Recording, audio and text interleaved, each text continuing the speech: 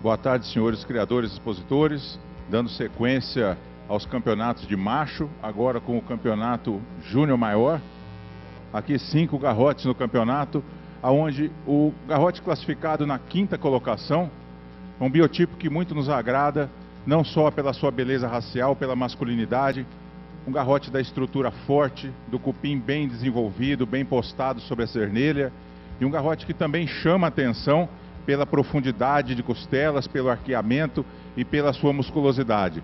Um biotipo que aí se assemelha muito ao biotipo do reservado e do campeão júnior maior. Animal de frame tendendo para o mediano, já de mais profundidade de costelas e maior volume de musculatura.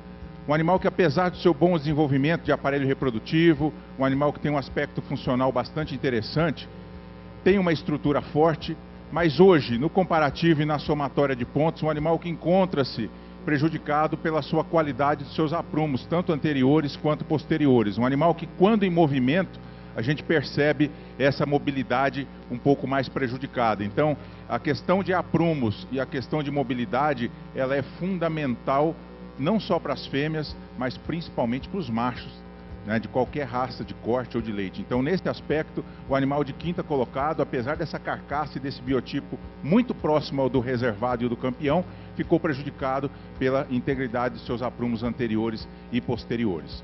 E aí seguimos para o 4º colocado, que é o 674, um garrote que chama a atenção pelo equilíbrio, um animal que entrou só na categoria, mas que mostra muito equilíbrio, um animal extremamente masculino, expressivo, do chanfro curto, da boca grande, do pescoço escurecido e que tem como ponto forte a sua estrutura e o comprimento de sua carcaça. Um dorso-lombo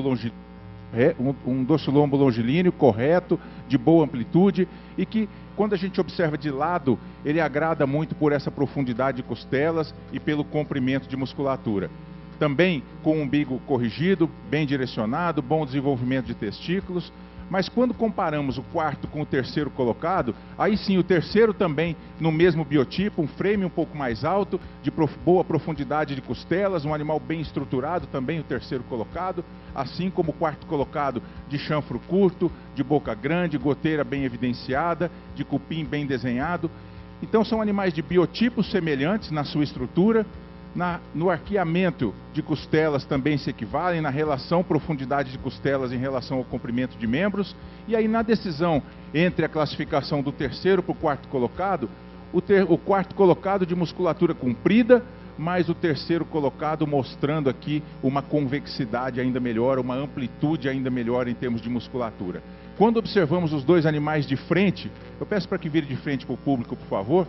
Aí, ligeira vantagem do 3º colocado em relação ao 4º na amplitude de peito.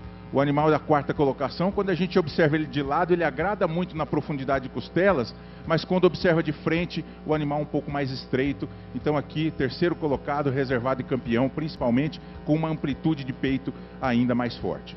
E aí, quando comparamos o 3º em relação a reservado e ao campeão, aí o reservado e campeão com uma estrutura tendendo para um tamanho médio, de maior profundidade de costelas, e aí reservado, eu peço para que vire o reservado e o campeão de lado, por favor.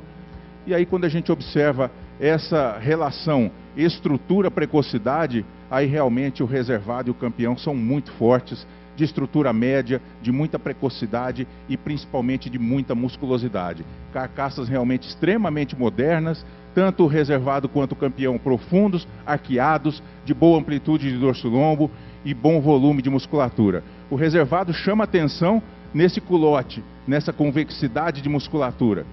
O campeão, além desse volume de musculatura, ele chama atenção também na amplitude, um animal de virilha mais baixa, musculatura ainda mais comprida, então leva vantagem o campeão em relação ao reservado, na amplitude de musculatura, no comprimento da musculatura, passa melhor da paleta para o costado, uma amplitude de peito muito forte, um revestimento de musculatura de paleta também muito forte no campeão e com uma harmonia em termos de passagem paleta-costado que agrada muito e soma muito em termos de conjunto.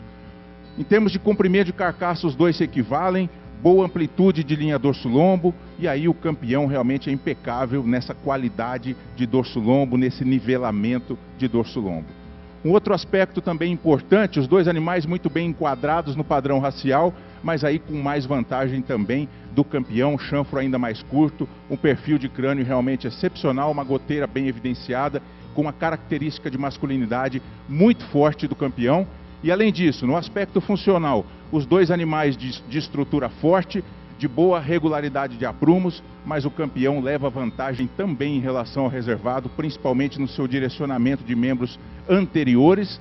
E aí, quando analisamos também desenvolvimento de testículos, os dois animais com testículos muito bem desenvolvidos, mas quando analisamos a conformação de umbigo prepúcio, aí o campeão leva vantagem no direcionamento de vergalho, aí ainda mais correto do que o reservado. Então, o campeão muito completo na raça, na masculinidade, de carcaça moderna, equilibrado e bastante funcional. Dois animais realmente de muita qualidade individual. Parabenizo aos apresentadores e aos proprietários do reservado e do campeão Júnior Maior. Parabéns.